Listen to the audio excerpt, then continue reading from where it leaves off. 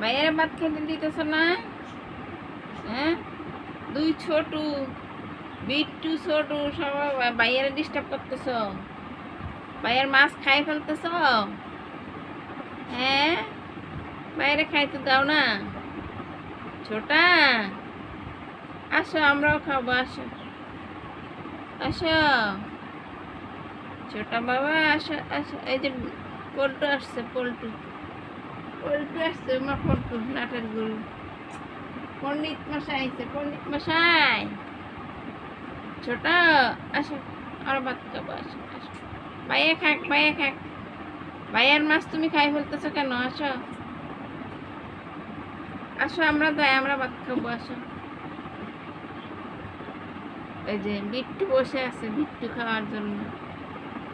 আমার ছোট বাবা গবেষণা করতে আসছে, গবেষক।